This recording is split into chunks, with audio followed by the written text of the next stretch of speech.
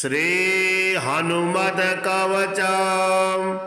ओम अस्य श्री हनुमत कवच स्तोत्र मंत्रस्य श्रीरामचंद्र ऋषिः श्री हनुमान परमात्मा देवता अनुष्टुप् छन्दः मारुतात्मज इति बीजम् अंजना सूनिरिति शक्तिः लक्ष्मण प्राणदातेति कीलकम् रामदूता इत्यस्त्रज्यम् हनुमान देवता श्रीरामचंद्र प्रीत्यर्थम् सकल कामना सिद्ध्यर्थम् जपे विनियोगः मनोजवं मारुततुल्य वेगं जितेन्द्रियं बुद्धिमतां वरिष्ठं वातात्मजं वानरयूथमुख्यं श्रीरामदूतं शरणं प्रपद्ये। हनुमान् पूर्वतः पातु दक्षिणे पवनात्मजः पातु प्रतीच्यां रक्षोघ्नः पातु सागरपारगः उदीच्यामूर्ध्वतः पातु केसरी प्रियनन्दनः अधस्तु विष्णुभक्तस्तु पातु मध्यं च पावनिः लङ्काविदाहकः पातु सर्वापद्भ्यो निरन्तरं सुग्रीवसचिवः पातु मस्तकं वायुनन्दनः भालं पातु महावीरु भ्रुवुर्मध्ये निरन्तरं नेत्रे छायापहारे च पातु नः पवलगेश्वरः कपोलो कर्णमूले च पातु श्रीरामकिङ्करः नासाग्रमञ्जनासूनुः पातु वक्त्रं हरीश्वरः वाच्यं रुद्रप्रियः पातु जिह्वां पिङ्गललोचनः पातु देवः फाल्गुनिष्ठः चिबुकां दैत्यदर्पः पातु कण्ठं च दैत्यारिः स्कन्धो पातु सुरार्चितः भुजौ पातु महातेजा करौ च चरणायुधः नखान्नखायुधः पातु कुक्षौ पातु कपीश्वरः वक्षो मुद्रापहारे च पातु पार्श्वे भुजायुधः लङ्काविभञ्जनः पातु पृष्ठदेशे निरन्तरं नाभिं च रामदूतस्तु कटिं पातु नीलात्मजः गुह्यं पातु महाप्राज्ञो लिङ्गं पातु शिवप्रियः उरु च जानुनी पातु लङ्काप्रसादभञ्जनः जङ्घे पातु कपिश्रेष्ठो गुल्फो पातु महाबलः अचलोद्धारकः पातु पादो भास्करसन्निभः अङ्गन्यामितसत्त्वाढ्यः पातु पादाङ्गुलिंस्तथा सर्वाङ्गानि महासूरः पातु रूपाणि चात्मवेत् हनुमत्कवचं यस्तु पठेद् विद्वान् विचक्षणः स एव पुरः श्रेष्ठो भुक्तिं मुक्तिं च विन्दति। त्रिकालमेककालं वा पठेन्मासत्रयं नरः सर्वान् रिपून् षणान् जित्वा शपुमान् श्रियमवाप्नुयात् मध्यरात्रौ जले स्थित्वा सप्तवारं पठेद्यते क्षयापश्मारकुष्ठादि तापत्रयनिवारणम् अस्वस्थमूलिर्कवारे स्थित्वा पठति यः पुमान् अचलां श्रियमाप्नोति संग्रामे विजयं तथा। श्री पंचमुखी हनुमत हृदय स्तोत्रम्। ओम अस्य श्री पंचवक्त्र हनुमत हृदय स्तोत्र मंत्रस्य भगवान श्रीरामचंद्र ऋषिः अनुष्टुप् छन्दः श्री पंचवक्त्र हनुमान देवता ओम बीजं रुद्रमूर्तये इति शक्तिः स्वाहा कीलकं श्रीपञ्चवक्त्र हनुमद्देवता प्रसादसिद्ध्यर्थे जपे विनियोगः। ध्यानं ध्यायेद्बालदिवाकरद्युतिनिभं देवारिदर्पापहं देवेन्द्रप्रमुखे प्रशस्तयशसं देदीप्यमानं ऋचा सुग्रीवादिसमस्तवानरयुतं सुव्यक्ततत्त्वप्रियं संरक्तारुणलोचनं पवनजं पीताम्बरालङ्कृतम्। ॐ नमो वायुपुत्राय पञ्चवक्त्राय ते नमः। नमोऽस्तु दीर्घबालाय राक्षसान्तकराय च वज्रदेह नमस्तुभ्यं शताननमदापः। सीतासन्तोषकरण नमो राघव किङ्कर। सृष्टिप्रवर्तक नमो महास्थित नमो नमः। कलाकाष्ठस्वरूपाय माससंवत्सरात्मक नमस्ते ब्रह्मरूपाय शिवरूपाय ते नमः। नमो विष्णुस्वरूपाय सूर्यरूपाय ते नमः। नमो वह्नीस्वरूपाय नमो गगनचारिणे सर्वरम्भावनचर अशोकवननाशक नमो कैलासनिलय मलयाचल संश्रय नमो रावणनाशाय इन्द्रजिद्वधकारिणे महादेवात्मक नमो नमो वायुतनूद्भव। नमः सुग्रीव सचिव सीता संतोषकारण समुद्रोल्लंघन नमो सौमित्रेः प्राणदायक।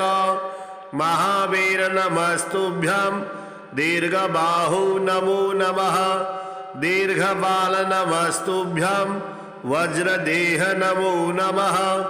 छायाग्रहहर नमो वरसौम्य मुखे क्षण सर्वदेव सुसंसेव्य मुनिसंघ नमस्कृत। अर्जुन ध्वज संवास कृष्णार्जुन सुपूजित धर्मार्थ काम मोक्षाख्य पुरुषार्थ प्रवर्तक ब्रह्मास्त्र वन्द्य भगवन् आहतासुर नायक भक्त कल्प महाभुज भूत भीताल नाशक दुष्टग्रह हरानंत वासुदेव नमोस्तुते।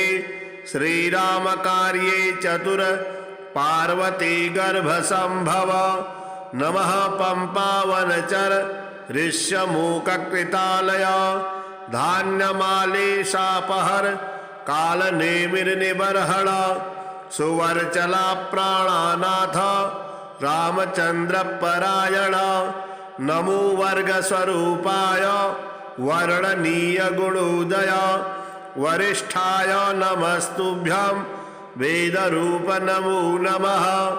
नमस्तुभ्यं नमस्तुभ्यं भूयो भूयो नमाम्यहम् इति ते कथितं देवी हृदयं श्री हनुमतः। सर्वसम्पत्करं पुण्यं सर्वसौख्यविवर्धनं दुष्टभूतग्रहहरं क्षयापस्मारनाशनं यस्त्वात्मनियमो भक्त्या वायुसूनो सुमङ्गलं हृदयं पठते नित्यं सब्रह्म सदृशो भवेत्। अजप्तं हृदयं य इमं मन्त्रं जपति मानवः स दुःखं शीघ्रमवाप्नोति मन्त्रसिद्धिर्न जायते। सत्यं सत्यं पुनः सत्यं मन्त्रसिद्धिकरं परम् इत्थं च कथितं पूर्वं साम्बेन स्वप्रियां प्रति महर्षि गौतमात् पूर्वं मया प्राप्तमिदं मुने तन्मया प्रहितं सर्वं शिष्यवात्सल्यकारणात्। श्रीमारुति स्तुतिः। ससीतं राघवं नत्वा मारुतिं स्वगुरुं तथा श्रीमारुति प्रसादाय कुर्वे श्रीमारुतिस्तवं। नमस्ते रामदूताय रामभक्ताय ते नमः। श्रीहनुमन्नमस्तुभ्यं मारुते ते नमो नमः। नमस्ते वायुपुत्राय अंजनासूनवे नमः। कपीन्द्राय नमस्तुभ्यं मारुते ते नमो नमः। गदाधारिं नमस्तुभ्यं वज्रधारकते नमः। विघ्नहारिं नमस्तेस्तु मारुते ते नमो नमः। नमः सुखप्रदात्रे ते दुःखहारकते नमः। नमो रामकृपापात्र मारुते ते नमो नमः। ज्ञानप्रद नमस्तुभ्यं भक्तिदायकते नमः। भक्तिप्रद नमस्तुभ्यं मारुते ते नमो नमः। नमो लंघितपाथोधे लंकादाहकते नमः। नमः सीताशुचोहर्ते मारुते ते नमो नमः। नमो राक्षसहन्त्रे च भक्तानां रक्षिणे नमः। नमस्तारकदात्रे च मारुते ते नमो नमः। नमो रामरहस्यज्ञ वेदान्तवेदिने नमः। नमो दयानिधानाय मारुते ते नमो नमः। नमो बलसमुद्राय मनोवेगाय ते नमः। महावीर नमस्तुभ्यं मारुते ते नमो नमः। नमस्ते मैथिली शिष्य ब्रह्मणो गुरवे नमः। नमः श्रीरामदासाय मारुते ते नमो नमः। श्रीकृष्ण उवाच यश्चास्ति दिव्येक्षरधाम्नि दिव्यो ह्यनन्तमुक्ताभिषु सेव्यमानः परेक्षराधाम्नि विराजमानः सोऽयं पृथिव्यां समवाततार श्रीकृष्णनारायण नामधेयो ह्यनादिकृष्णः परमेश्वरस्य गोलोकवैकुण्ठनिवासिभिश्च प्रकीर्तने वै हृदि चिन्त्यमानः सोऽयं कृपाभिः पृथिवीतले कुङ्कुमाख्यवाप्य हि सौराष्ट्रदेशे श्रीकम्भरालक्ष्मसति गृहीत्र गोपालकृष्णात्मजतामवाप यस्मादहं पूर्णतमोऽपि कृष्णो राधापतिश्चाप्यभवं पुराणः लक्ष्मीपतिश्चाप्यभवद्यतो वै वैकुण्ठधामाधिपतिर्महात्मा कैलासवासोऽपि यतो भवच्च मृताब्धिवासोऽपि यतो भवश्च अव्याकृतेषोऽपि यतो भवश्च हिरण्यगर्भोऽपि यतो भवस्य श्रीबद्रिकेशोऽपि यतोऽभिजातः क्षीरोदवासे च यतोऽस्ति जातः श्वेताख्यधामेश नारायणोऽपि यतोऽस्ति जातः कमलापतिर्वै असंख्यधामाधिपरेश्वराश्च यतो भवन्तेव हरेस्तु राधे तस्यात्मदेवस्य गुणानुकीर्तिं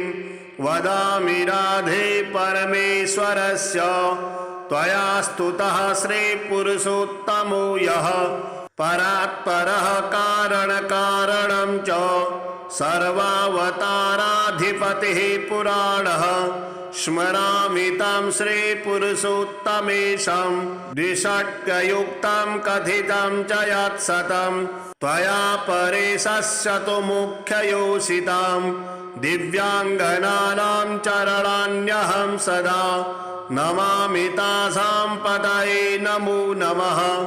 अहं पुरोद्भाव्य विलोकितस्त्वया शाकं परेशेन निवासनाय वै गोलोकसंगं मम धाम चार्पितं राधे विहारार्थमनेन ते नमः।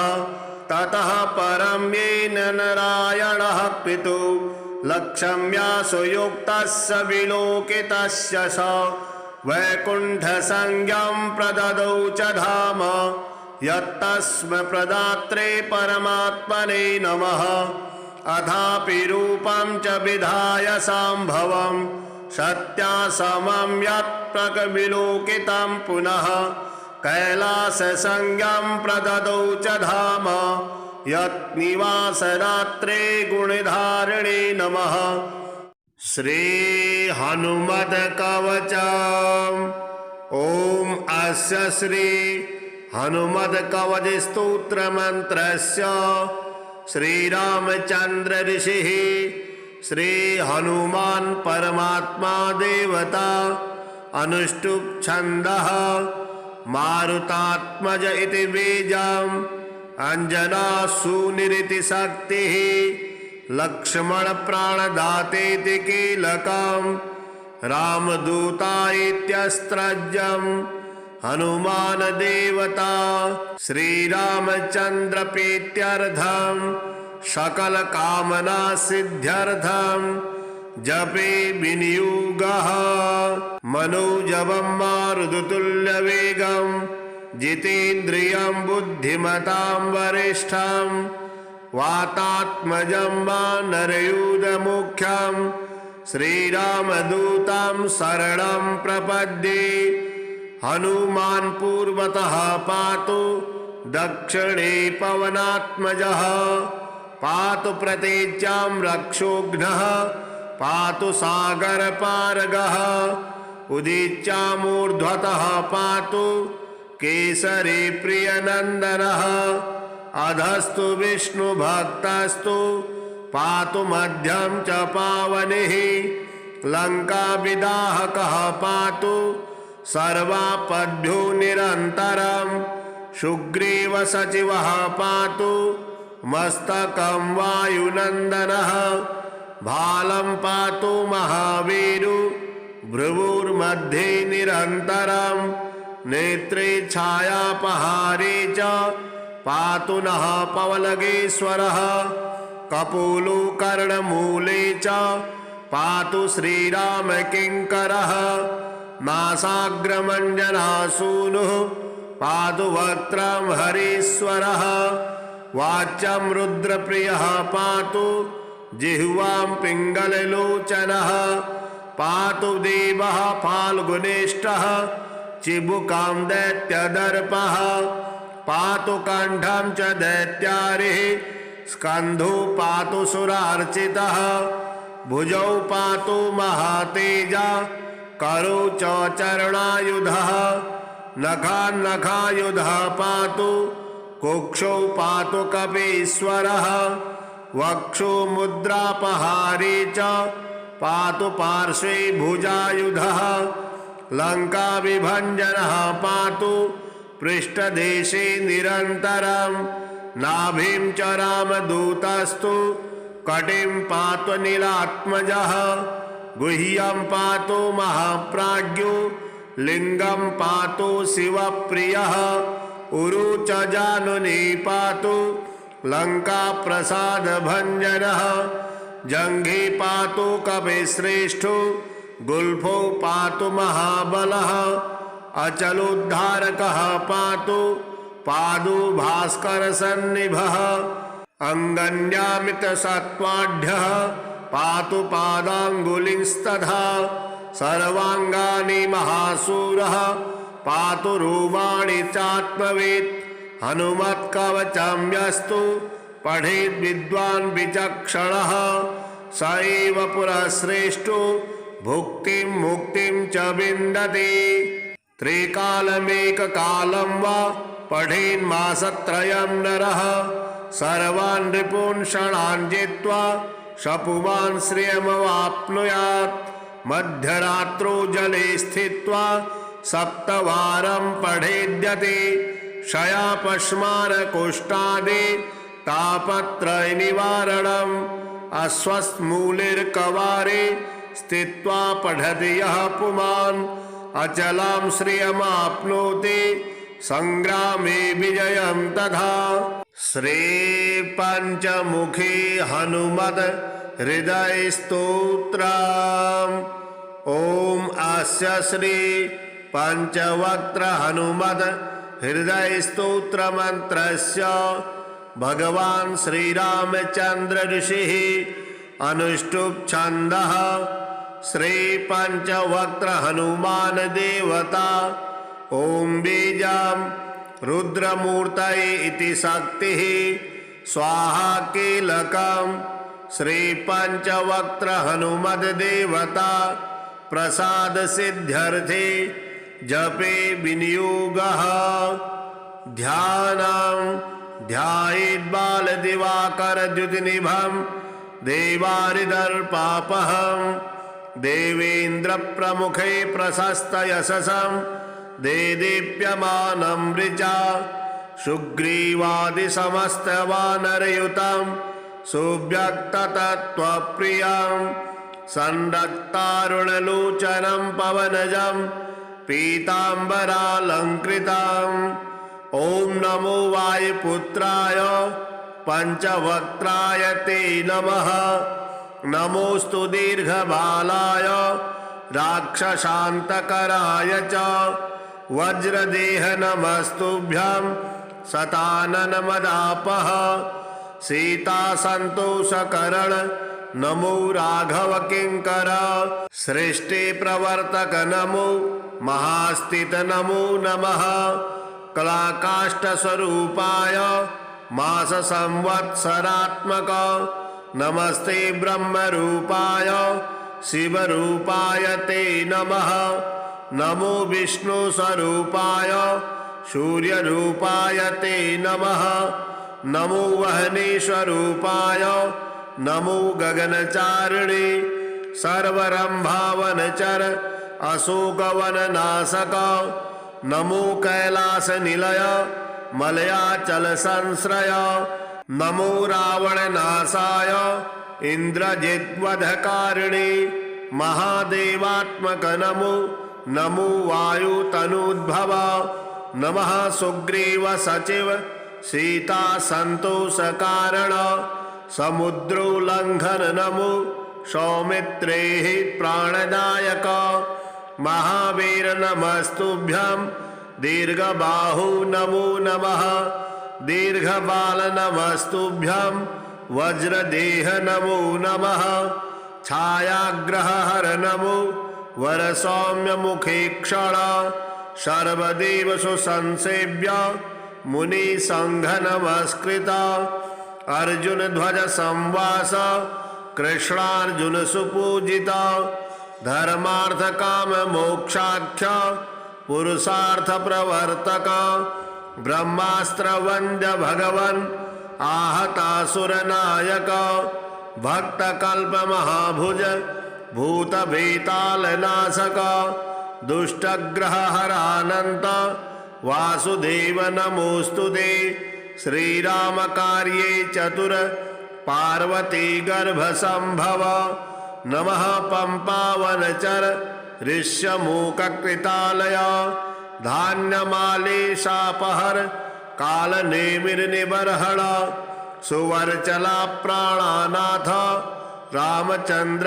परायण नमो वर्ग स्वरूपाय वर्णनीय गुणोदय वरिष्ठाय नमस्तुभ्यं वेद रूप नमो नमः।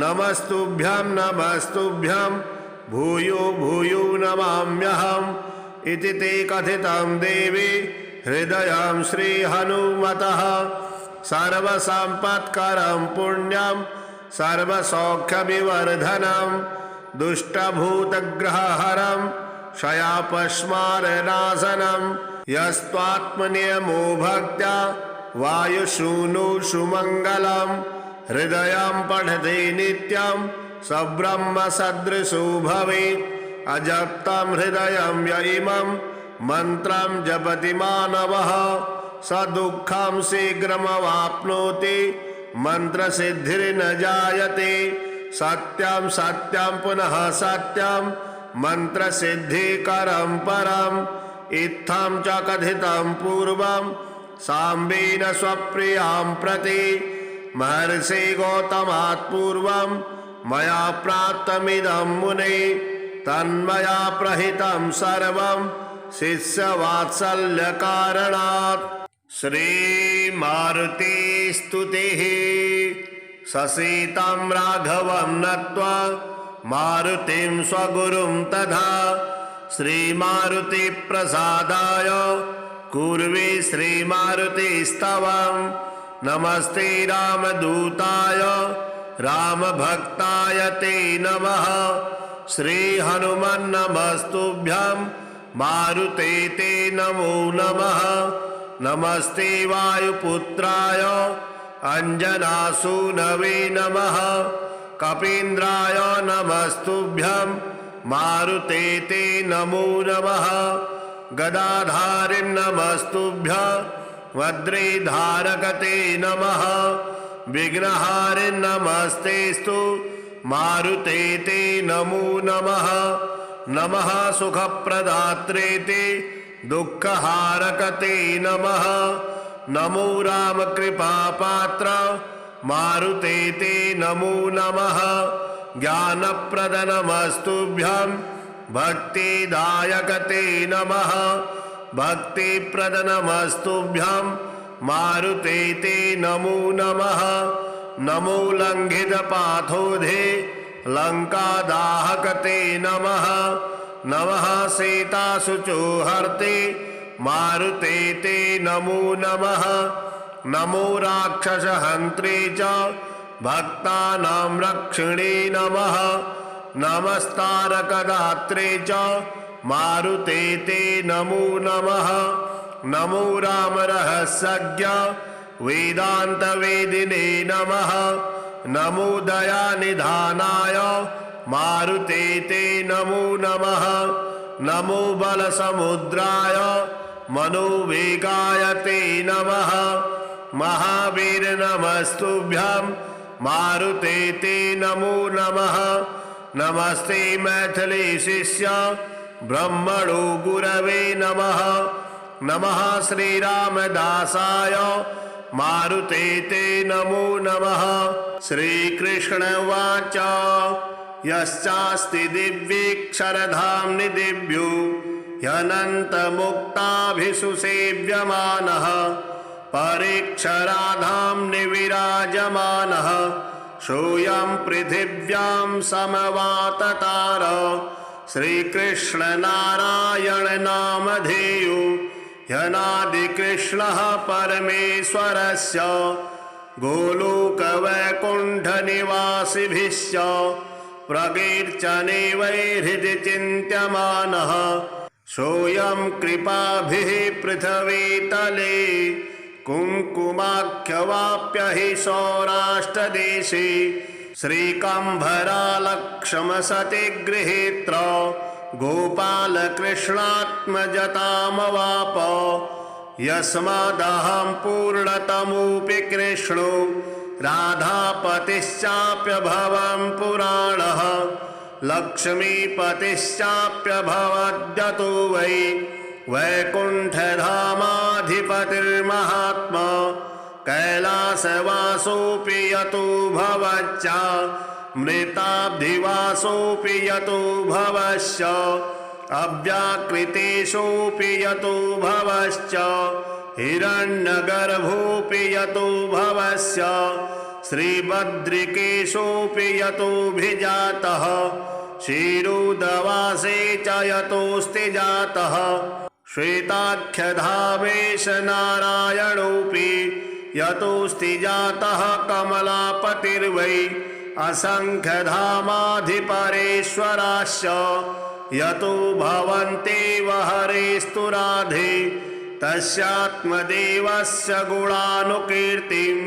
वदामि राधे परमेश्वरस्य त्वया स्तुतः श्रीपुरुषोत्तमो यः परात्परः कारणकारणं च सर्वावताराधिपतिः पुराणः स्मरामि तं श्रीपुरुषोत्तमेशं द्विषट्कयुक्तं कथितं च यत्सतं त्वया परेशस्य तु मुख्ययोषितां दिव्याङ्गनानां चरणान्यहं सदा नमामि तासां पतये नमो नमः।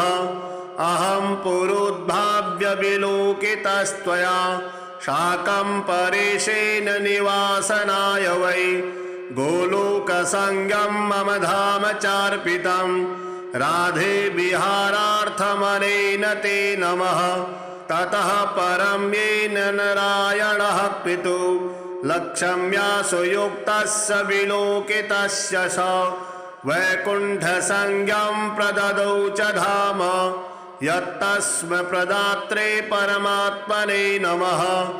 अथापि रूपं च विधाय सम्भवं सत्यासमं यत्प्रकविलोकितं पुनः कैलाससंज्ञं प्रददौ च धाम यत्निवासरात्रे गुणधारिणे नमः। श्री हनुमत्कवचम्। ॐ अस्य श्री हनुमत्कवच स्तोत्र मंत्रस्य श्रीरामचंद्र ऋषिः श्री हनुमान् परमात्मा देवता अनुष्टुप् छन्दः मारुतात्मज इति बीजम् अंजना सूनिरिति शक्तिः लक्ष्मण प्राणदातेति कीलकम् रामदूता इत्यस्त्रज्यम् हनुमान देवता श्रीरामचंद्र प्रीत्यर्थं सकल कामना सिद्ध्यर्थं जपे विनियोगः मनोजवं मारुततुल्य वेगं जितेन्द्रियं बुद्धिमतां वरिष्ठं वातात्मजं वानरयूथमुख्यं श्रीरामदूतं शरणं प्रपद्ये। हनुमान् पूर्वतः पातु दक्षिणे पवनात्मजः पातु प्रतीच्यां रक्षोघ्नः पातु सागरपारगः उदीच्यामूर्ध्वतः पातु केसरी प्रियनन्दनः अधस्तु विष्णुभक्तस्तु पातु मध्यं च पावनिः लङ्काविदाहकः पातु सर्वापद्भ्यो निरन्तरं सुग्रीवसचिवः पातु मस्तकं वायुनन्दनः भालं पातु महावीरु भ्रुवुर्मध्ये निरन्तरं नेत्रे छायापहारे च पातु नः पवलगेश्वरः कपोलो कर्णमूले च पातु श्रीरामकिङ्करः नासाग्रमञ्जनासूनुः पातु वक्त्रं हरीश्वरः वाच्यं रुद्रप्रियः पातु जिह्वां पिङ्गललोचनः पातु देवः फाल्गुनेष्ठः चिबुकां दैत्यदर्पः पातु कण्ठं च दैत्यारिः स्कन्धो पातु सुरार्चितः भुजौ पातु महातेजा करौ च चरणायुधः नखान्नखायुधः पातु कुक्षौ पातु कपीश्वरः वक्षो मुद्रापहारे च पातु पार्श्वे भुजायुधः लङ्काविभञ्जनः पातु पृष्ठदेशे निरन्तरं नाभिं च रामदूतस्तु कटिं पातु नीलात्मजः गुह्यं पातु महाप्राज्ञो लिंगं पातु शिवप्रियः उरु च जानुनी पातु लंका प्रसाद भंजनः जंघे पातु कपिश्रेष्ठो गुल्फो पातु महाबलः अचलोद्धारकः पातु पादु भास्कर सन्निभः अंगन्यामित सत्वाढ्यः पातु पादांगुलिंस्तथा सर्वांगानि महासूरः पातु रूपाणि चात्मवेत् हनुमत्कवचं यस्तु पठेद् विद्वान् विचक्षणः स एव पुरश्रेष्ठो भुक्तिं मुक्तिं च विन्दति। त्रिकालमेककालं वा पठेन्मासत्रयं नरः सर्वान् रिपून् षणान् जित्वा शपुमान् श्रियमवाप्नुयात्।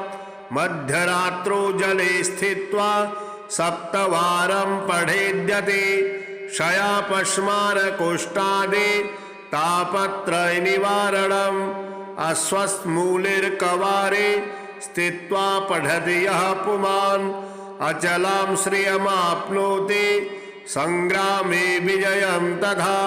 श्री पंचमुखी हनुमत हृदय स्तोत्रम्। ओम अस्य श्री पंचवक्त्र हनुमत हृदय स्तोत्र मंत्रस्य भगवान श्री रामचंद्र ऋषिः अनुष्टुप् छन्दः। श्री पंचवक्त्र हनुमान देवता ओम बीजं रुद्रमूर्तये इति शक्तिः स्वाहा कीलकम्। श्री पंचवक्त्र हनुमद देवता प्रसाद सिद्ध्यर्थे जपे विनियोगः। ध्यानं ध्यायेत् बाल दिवाकर द्युतिनिभं देवारिदर्पापहं देवेन्द्र प्रमुखे प्रशस्त यशसं देदीप्यमानं ऋचा सुग्रीवादि समस्त वानरयुतं सुव्यक्ततत्त्वप्रियं संरक्तारुणलोचनं पवनजं पीताम्बरालंकृतम्। ओम नमो वायुपुत्राय पंचवक्त्राय ते नमः। नमोस्तु दीर्घबालाय राक्षसान्तकराय च वज्रदेह नमस्तुभ्यं शताननमदापः सीतासन्तोषकरण नमो राघव किंकर। सृष्टि प्रवर्तक नमो महास्थित नमो नमः। कलाकाष्ठ स्वरूपाय मास संवत्सरात्मक नमस्ते ब्रह्म रूपाय शिव रूपाय ते नमः। नमो विष्णु स्वरूपाय सूर्य रूपाय ते नमः। नमो वहने स्वरूपाय नमो गगनचारिणे सर्वरंभावनचर अशोकवननाशक नमो कैलास निलय मलयाचल संश्रय नमो रावण नाशाय इंद्रजिद्वधकारिणे महादेवात्मक नमो नमो वायु तनूद्भव नमः सुग्रीव सचिव सीता संतोष कारण समुद्रोल्लंघन नमो सौमित्रे प्राणदायक महावीर नमस्तुभ्यं दीर्घबाहु नमो नमः। दीर्घबाल नमस्तुभ्यं वज्रदेह नमो नमः। छायाग्रहहर नमो वरसौम्य मुखे क्षण सर्वदेव सुसंसेव्य मुनि संघ नमस्कृत अर्जुन ध्वज संवास कृष्णार्जुन सुपूजिता धर्मार्थ काम मोक्षाख्य पुरुषार्थ प्रवर्तक ब्रह्मास्त्र वंद्य भगवन आहतासुर नायक भक्त कल्प महाभुज भूत भीताल नाशक दुष्टग्रह हरानंत वासुदेव नमोस्तुते श्रीराम कार्ये चतुर पार्वती गर्भ संभव नमः पंपावनचर ऋष्यमूक कृतालय धान्यमालेशापहर कालनेमिर्निबर्हण सुवर्चला प्राणानाथ रामचंद्र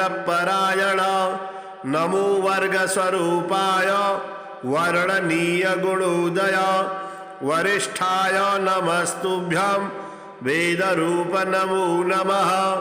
नमस्तुभ्यं नमस्तुभ्यं भूयो भूयो नमाम्यहम् इति ते कथितं देवी हृदयं श्री हनुमतः सर्वसम्पत्करं पुण्यं सर्वसौख्यविवर्धनं दुष्टभूतग्रहहरं क्षयापस्मारनाशनं यस्त्वात्मनियमो भक्त्या वायुसूनो सुमङ्गलं हृदयं पठते नित्यं सब्रह्म सदृशो भवेत् अजप्तं हृदयं य इमं मन्त्रं जपति मानवः स दुःखं शीघ्रमवाप्नोति मन्त्रसिद्धिर्न जायते।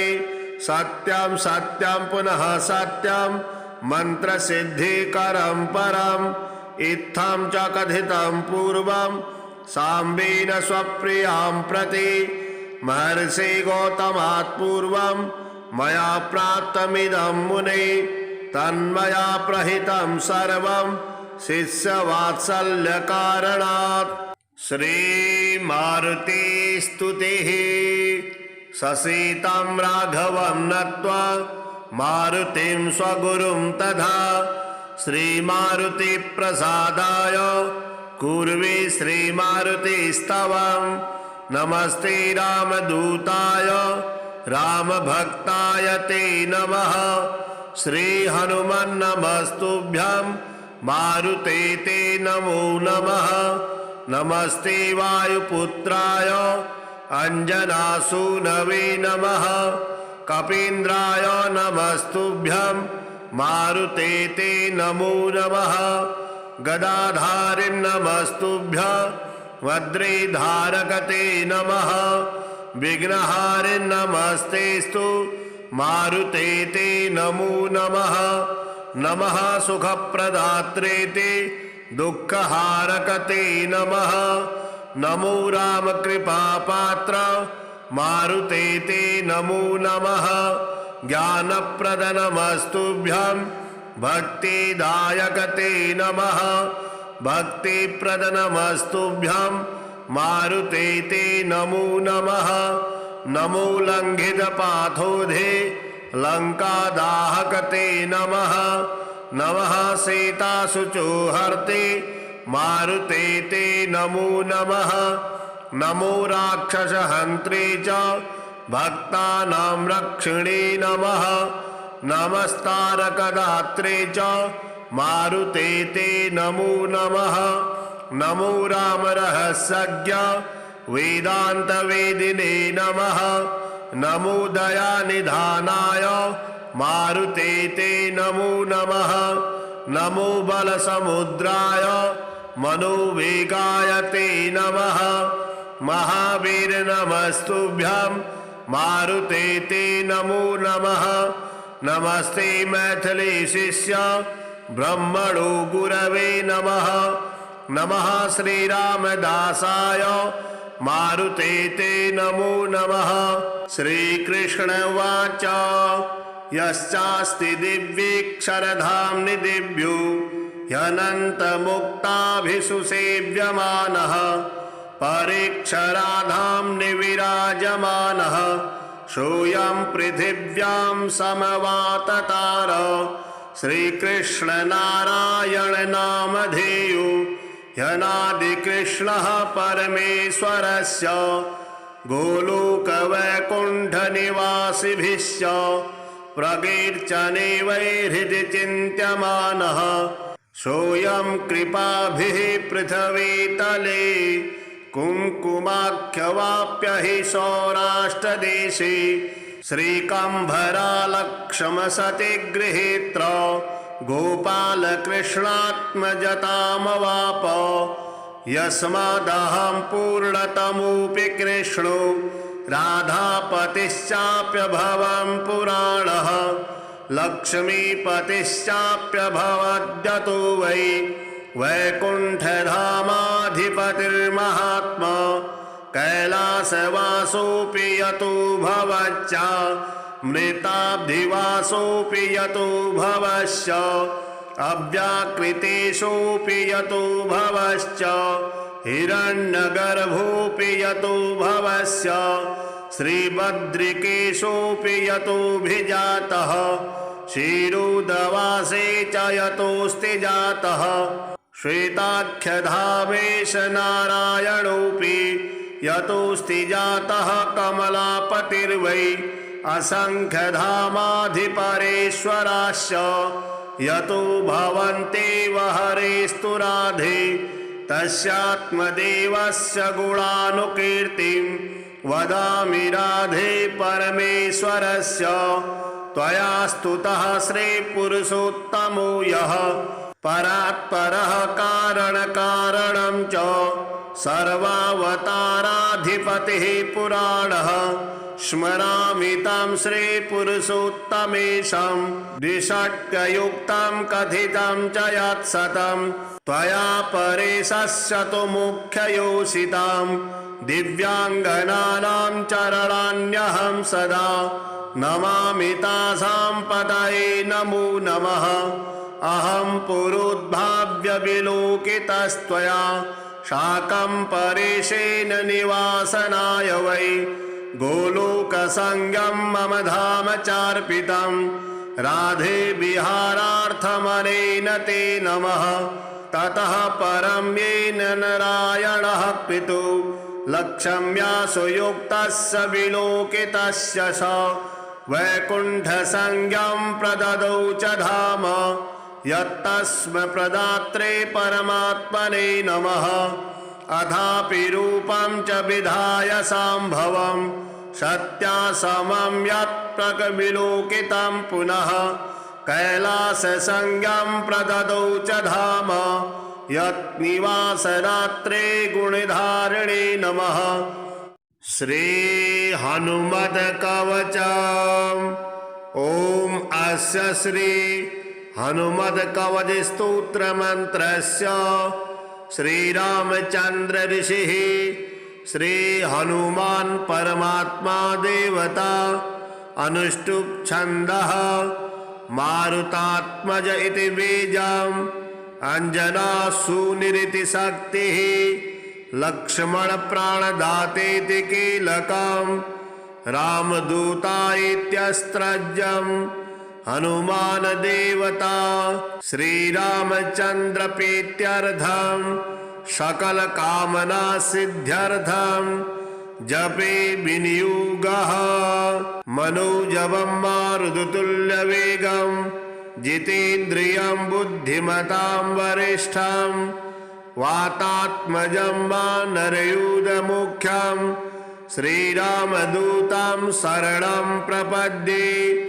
हनुमान् पूर्वतः पातु दक्षिणे पवनात्मजः पातु प्रतीच्यां रक्षोघ्नः पातु सागरपारगः उदीच्यामूर्ध्वतः पातु केसरी प्रियनन्दनः अधस्तु विष्णुभक्तस्तु पातु मध्यं च पावनिः लङ्काविदाहकः पातु सर्वापद्भ्यो निरन्तरं सुग्रीव सचिवः पातु मस्तकं वायुनन्दनः भालं पातु महावीरु भ्रुवुर्मध्ये निरन्तरं नेत्रे छायापहारे च पातु नः पवलगेश्वरः कपोलो कर्णमूले च पातु श्रीरामकिङ्करः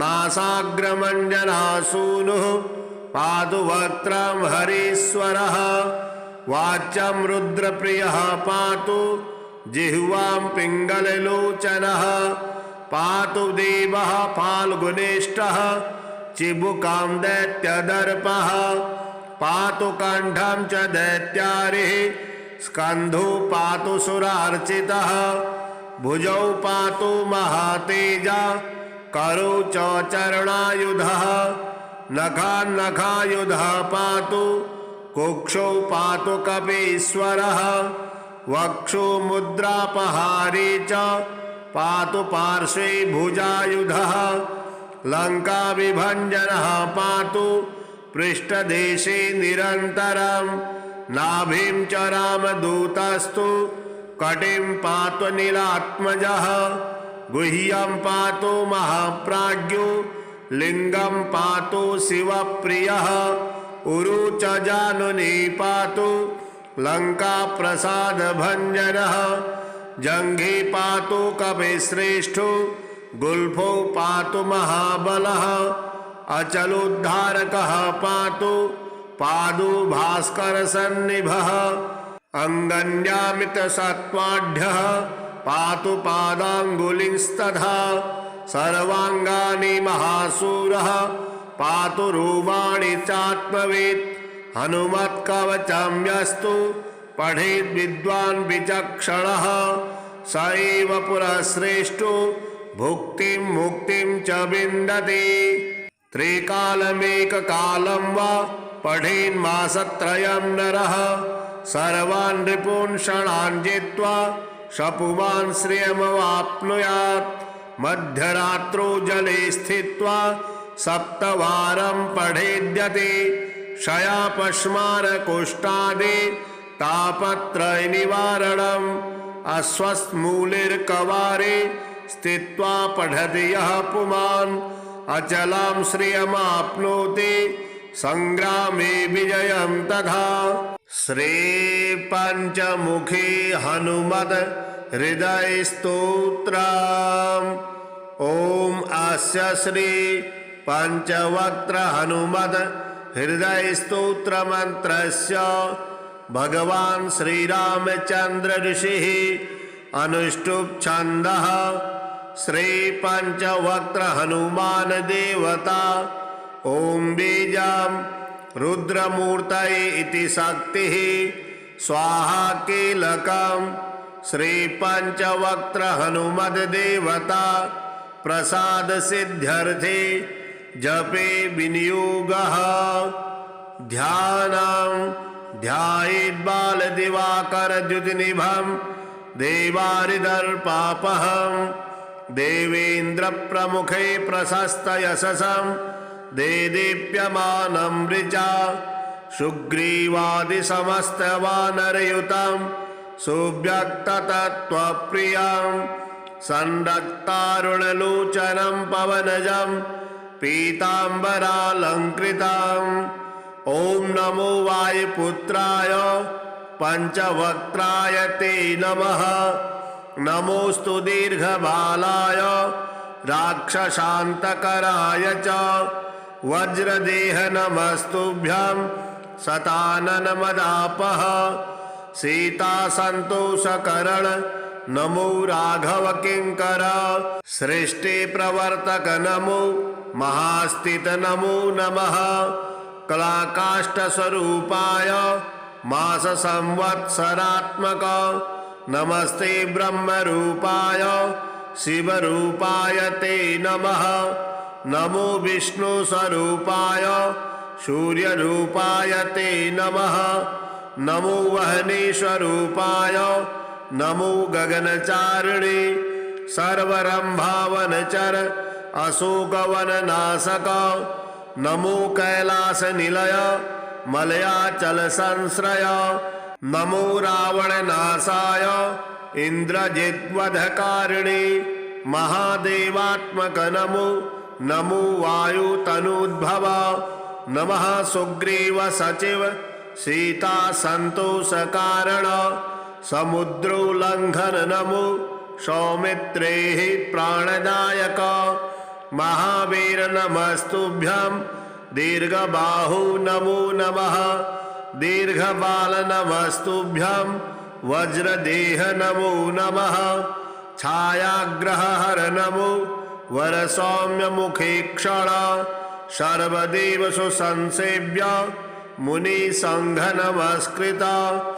अर्जुन ध्वज संवास कृष्णार्जुन सुपूजित धर्मार्थ काम मोक्षाख्य पुरुषार्थ प्रवर्तक ब्रह्मास्त्र वंद्य भगवन आहतासुर नायक भक्त कल्प महाभुज भूत भीताल नाशक दुष्टग्रह हरानंत वासुदेव नमोस्तुते श्रीराम कार्ये चतुर पार्वती गर्भ संभव नमः पंपावनचर ऋष्यमूक कृतालय धान्यमालेशापहर काल नेमिर निबर्हण सुवर्चला प्राणानाथ रामचंद्र परायण नमो वर्ग स्वरूपाय वर्णनीय गुणोदय वरिष्ठाय नमस्तुभ्यं वेद रूप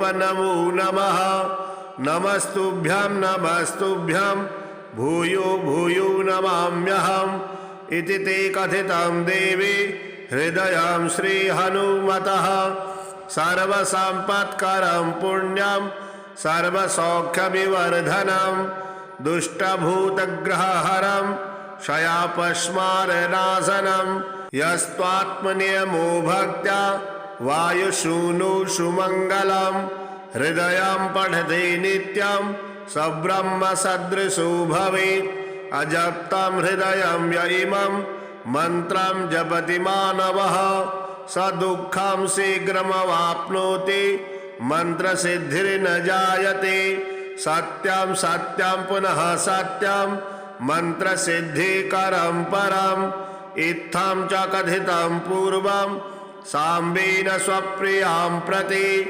महर्षि गौतमात् पूर्वं मया प्राप्तमिदं मुने तन्मया प्रहितं सर्वं शिष्यवात्सल्यकारणात् श्रीमारुतिस्तुतिः ससीतं राघवं नत्वा मारुतिं स्वगुरुं तथा श्रीमारुतिप्रसादाय कुर्वे श्रीमारुतिस्तवम् नमस्ते रामदूताय रामभक्ताय ते नमः श्रीहनुमन्नमस्तुभ्यं मारुते ते नमो नमः नमस्ते वायुपुत्राय अंजनासूनवे नमः कपीन्द्राय नमस्तुभ्यं मारुते ते नमो नमः गदाधारिं नमस्तुभ्यं वज्रधारकते नमः विघ्नहारिं नमस्तेस्तु मारुते ते नमो नमः नमः सुखप्रदात्रे ते दुःखहारकते नमः नमो रामकृपापात्र मारुते ते नमो नमः ज्ञानप्रद नमस्तुभ्यं भक्तिदायकते नमः भक्तिप्रद नमस्तुभ्यं मारुते ते नमो नमः नमो लङ्घितपाथोधे लङ्कादाहकते नमः नमः सीताशुचोहर्ते मारुते ते नमो नमः नमो राक्षसहन्त्रे च भक्तानां रक्षिणे नमः नमस्तारकदात्रे च मारुते ते नमो नमः नमो रामरहस्यज्ञ वेदान्तवेदिने नमः नमो दयानिधानाय मारुते ते नमो नमः नमो बलसमुद्राय मनोवेगाय ते नमः महावीर नमस्तुभ्यं मारुते ते नमो नमः नमस्ते मैथिली शिष्य ब्रह्मणो गुरवे नमः नमः श्रीरामदासाय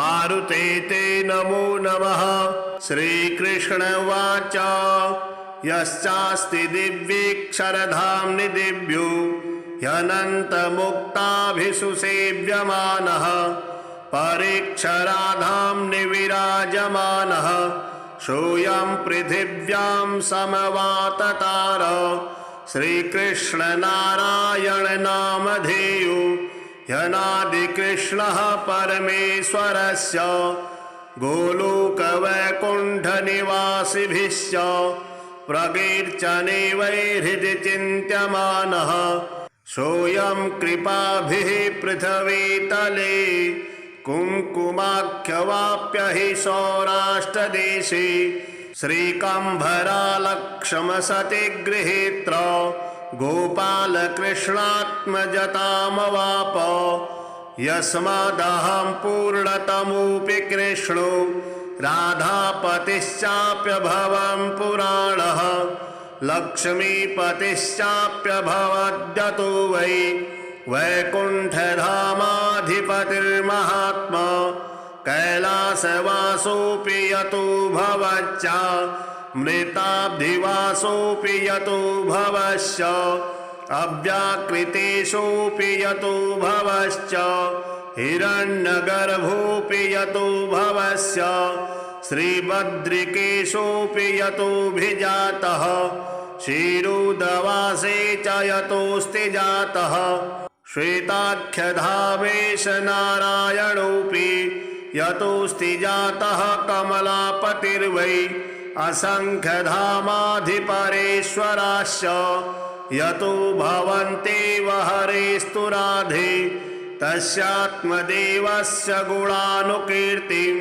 वदामि राधे परमेश्वरस्य त्वया स्तुतः श्रीपुरुषोत्तमो यः परात्परः कारणकारणं च सर्वावताराधिपतिः पुराणः स्मरामि तं श्रीपुरुषोत्तमेशं द्विषट्कयुक्तं कथितं च यत्सतं त्वया परेशस्य तु मुख्ययोषितां दिव्याङ्गनानां चरणान्यहं सदा नमामि तासां पतये नमो नमः अहं पुरोद्भाव्य विलोकितस्त्वया शाकं परेशेन निवासनाय वै गोलोकसंज्ञं मम धाम चार्पितं राधे विहारार्थमनेन ते नमः ततः परं येन नारायणः पितुः लक्ष्म्या सुयुक्तस्य विलोकितस्य स वैकुण्ठसंज्ञं प्रददौ च धाम यत्तस्मै प्रदात्रे परमात्मने नमः अथापि रूपं च विधाय सम्भवं सत्यासमं यत्प्रकविलोकितं पुनः कैलाससंज्ञं प्रददौ च धाम यत्निवासरात्रे गुणधारिणे नमः श्री हनुमत्कवचम् ॐ अस्य श्री हनुमत्कवच स्तोत्र मंत्रस्य श्रीरामचंद्र ऋषिः श्री हनुमान् परमात्मा देवता अनुष्टुप् छन्दः मारुतात्मज इति बीजम् अंजना सूनिरिति शक्तिः लक्ष्मण प्राणदातेति कीलकम् रामदूता इत्यस्त्रज्यम् हनुमान देवता श्रीरामचंद्र प्रीत्यर्थं सकल कामना सिद्ध्यर्थं जपे विनियोगः मनोजवं मारुततुल्य वेगं जितेन्द्रियं बुद्धिमतां वरिष्ठं वातात्मजं वानरयूथमुख्यं श्रीरामदूतं शरणं प्रपद्ये हनुमान् पूर्वतः पातु दक्षिणे पवनात्मजः पातु प्रतीच्यां रक्षोघ्नः पातु सागरपारगः उदीच्यामूर्ध्वतः पातु केसरी प्रियनन्दनः अधस्तु विष्णुभक्तस्तु पातु मध्यं च पावनिः लङ्काविदाहकः पातु सर्वापद्भ्यो निरन्तरं सुग्रीव सचिवः पातु मस्तकं वायुनन्दनः भालं पातु महावीरु भ्रुवुर्मध्ये निरन्तरं नेत्रे छायापहारे च पातु नः पवलगेश्वरः कपोलो कर्णमूले च पातु श्रीरामकिङ्करः नासाग्रमञ्जनासूनुः पातु वक्त्रं हरीश्वरः वाच्यं रुद्रप्रियः पातु जिह्वां पिङ्गललोचनः पातु देवः फाल्गुनिष्ठः चिबुकां दैत्यदर्पः पातु कण्ठं च दैत्यारिः स्कन्धो पातु सुरार्चितः भुजौ पातु महातेजा करौ च चरणायुधः नखान्नखायुधः पातु कुक्षौ पातु कपीश्वरः वक्षो मुद्रापहारी च पातु पार्श्वे भुजायुधः लङ्काविभञ्जनः पातु पृष्ठदेशे निरन्तरं नाभिं च रामदूतस्तु कटिं पातु नीलात्मजः गुह्यं पातु महाप्राज्ञो लिंगं पातु शिवप्रियः उरु च जानुनी पातु लंका प्रसाद भंजनः जंघे पातु कपिश्रेष्ठो गुल्फो पातु महाबलः अचलोद्धारकः पातु पादु भास्कर सन्निभः अंगन्यामित सत्वाढ्यः पातु पादांगुलिंस्तथा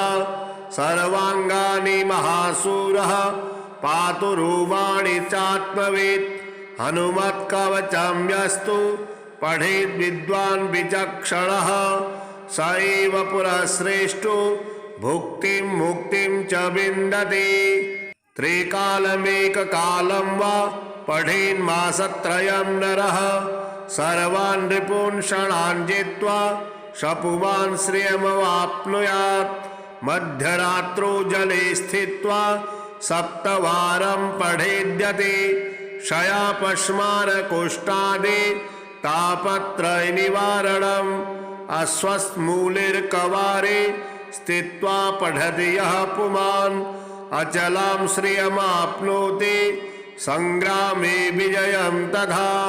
श्री पंचमुखी हनुमत हृदय स्तोत्रम्। ओम अस्य श्री पंचवक्त्र हनुमत हृदय स्तोत्र मंत्रस्य भगवान श्री रामचंद्र ऋषिः अनुष्टुप छंदः श्री पंचवक्त्र हनुमान देवता ओम बीजं रुद्रमूर्तये इति शक्तिः स्वाहा कीलकम् श्री पंचवक्त्र हनुमद देवता प्रसाद सिद्ध्यर्थे जपे विनियोगः ध्यानं ध्यायेत् बाल दिवाकर द्युतिनिभं देवारिदर्पापहं देवेन्द्र प्रमुखे प्रशस्त यशसं देदीप्यमानं ऋचा सुग्रीवादि समस्त वानरयुतं सुव्यक्ततत्त्वप्रियं संरक्तारुणलोचनं पवनजं पीताम्बरालंकृतम् ओम नमो वायुपुत्राय पंचवक्त्राय ते नमः नमोस्तु दीर्घबालाय राक्षसान्तकराय च वज्रदेह नमस्तुभ्यं शतानन मदापः सीतासन्तोषकरण नमो राघव किंकर सृष्टि प्रवर्तक नमो महास्थित नमो नमः कलाकाष्ठ स्वरूपाय मास संवत्सरात्मक नमस्ते ब्रह्म रूपाय शिव रूपाय ते नमः नमो विष्णु स्वरूपाय सूर्य रूपाय ते नमः नमो वहने स्वरूपाय नमो गगनचारिणे सर्वरंभावनचर अशोकवन नाशक नमो कैलास निलय मलयाचल संश्रय नमो रावण नाशाय इंद्रजिद्वधकारिणे महादेवात्मक नमो नमो वायु तनूद्भव नमः सुग्रीव सचिव सीता संतोष कारण समुद्रोल्लंघन नमो सौमित्रे प्राणदायक महावीर नमस्तुभ्यं दीर्घबाहु नमो नमः दीर्घबाल नमस्तुभ्यं वज्रदेह नमो नमः छायाग्रहहर नमो वरसौम्य मुखे क्षण सर्वदेव सुसंसेव्य मुनि संघ नमस्कृत अर्जुन ध्वज संवास कृष्णार्जुन सुपूजिता धर्मार्थ काम मोक्षाख्य पुरुषार्थ प्रवर्तक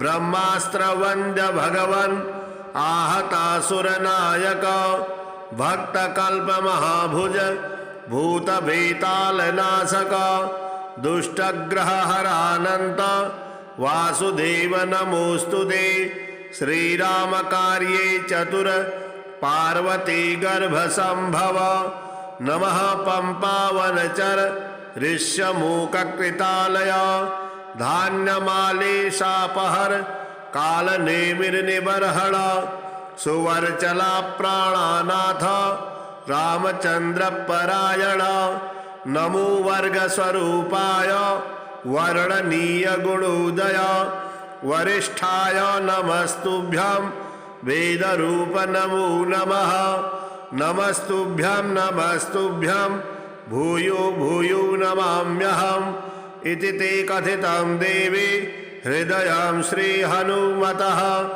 सर्वसम्पत्करं पुण्यं सर्वसौख्यविवर्धनं दुष्टभूतग्रहहरं क्षयापस्मारनाशनं यस्त्वात्मनियमो भक्त्या वायुसूनुषु मङ्गलम् हृदयं पठति नित्यं सब्रह्मसदृशो भवेत् अजप्तं हृदयं य इमं मन्त्रं जपति मानवः स दुःखं शीघ्रमवाप्नोति मन्त्रसिद्धिर्न जायते सत्यं सत्यं पुनः सत्यं मन्त्रसिद्धिकरं परम् इत्थं च कथितं पूर्वं साम्बेन स्वप्रियां प्रति महर्षि गौतमात् पूर्वं मया प्राप्तमिदं मुने तन्मया प्रहितं सर्वं शिष्यवात्सल्यकारणात् श्रीमारुतिस्तुतिः ससीतं राघवं नत्वा मारुतिं स्वगुरुं तथा श्रीमारुतिप्रसादाय कुर्वे श्रीमारुतिस्तवम् नमस्ते रामदूताय रामभक्ताय ते नमः श्रीहनुमन्नमस्तुभ्यं मारुते ते नमो नमः नमस्ते वायुपुत्राय अंजनासूनवे नमः कपीन्द्राय नमस्तुभ्यं मारुते ते नमो नमः गदाधारिं नमस्तुभ्यं वज्रधारकते नमः विघ्नहारिं नमस्तेस्तु मारुते ते नमो नमः नमः सुखप्रदात्रे ते दुःखहारकते नमः नमो रामकृपापात्र मारुते ते नमो नमः ज्ञानप्रद नमस्तुभ्यं भक्तिदायकते नमः भक्तिप्रद नमस्तुभ्यं मारुते ते नमो नमः नमो लङ्घितपाथोधे लङ्कादाहकते नमः नमः सीताशुचोहर्ते मारुते ते नमो नमः नमो राक्षसहन्त्रे च भक्तानां रक्षिणे नमः नमस्तारकदात्रे च मारुते ते नमो नमः नमो रामरहस्यज्ञ वेदान्तवेदिने नमः नमो दयानिधानाय मारुते ते नमो नमः नमो बलसमुद्राय मनोवेगाय ते नमः महावीर नमस्तुभ्यं मारुते ते नमो नमः नमस्ते मैथिली शिष्य ब्रह्मणो गुरवे नमः नमः श्रीरामदासाय मारुते ते नमो नमः श्रीकृष्ण उवाच यश्चास्ति दिव्येक्षरधाम्नि दिव्यो ह्यनन्तमुक्ताभिषु सेव्यमानः परेक्षराधाम्नि विराजमानः सोऽयं पृथिव्यां समवाततार श्रीकृष्णनारायण नामधेयो ह्यनादिकृष्णः परमेश्वरस्य गोलोकवैकुण्ठनिवासिभिश्च प्रकीर्तने वै हृदि चिन्त्यमानः सोऽयं कृपाभिः पृथिवीतले कुङ्कुमाख्यवाप्य हि सौराष्ट्रदेशे श्रीकम्भरालक्ष्मसति गृहीत्र गोपालकृष्णात्मजतामवाप यस्मादहं पूर्णतमोऽपि कृष्णो राधापतिश्चाप्यभवं पुराणः लक्ष्मीपतिश्चाप्यभवद्यतो वै वैकुण्ठधामाधिपतिर्महात्मा कैलासवासोऽपि यतो भवच्च मृताब्धिवासोऽपि यतो भवश्च अव्याकृतेषोऽपि यतो भवश्च हिरण्यगर्भोऽपि यतो भवस्य श्रीबद्रिकेशोऽपि यतोऽभिजातः क्षीरोदवासे च यतोऽस्ति जातः श्वेताख्यधामेश नारायणोऽपि यतोऽस्ति जातः कमलापतिर्वै असंख्यधामाधिपरेश्वराश्च यतो भवन्तेव हरेस्तु राधे तस्यात्मदेवस्य गुणानुकीर्तिं वदामि राधे परमेश्वरस्य त्वया स्तुतः श्रीपुरुषोत्तमो यः परात्परः कारणकारणं च सर्वावताराधिपतिः पुराणः स्मरामि तं श्रीपुरुषोत्तमेशं द्विषट्कयुक्तं कथितं च यत्सतं त्वया परेशस्य तु मुख्ययोषितां दिव्याङ्गनानां चरणान्यहं सदा नमामि तासां पतये नमो नमः अहं पुरोद्भाव्य विलोकितस्त्वया शाकं परेशेन निवासनाय वै गोलोकसंगं मम धाम चार्पितं राधे विहारार्थमनेन ते नमः ततः परं येन नारायणः पितुः लक्ष्म्या सुयुक्तस्य विलोकितस्य स वैकुण्ठसंज्ञं प्रददौ च धाम यत्तस्मै प्रदात्रे परमात्मने नमः अथापि रूपं च विधाय सम्भवं सत्यासमं यत्प्रकविलोकितं पुनः कैलाससंज्ञं प्रददौ च धाम यत्निवासरात्रे गुणधारिणे नमः।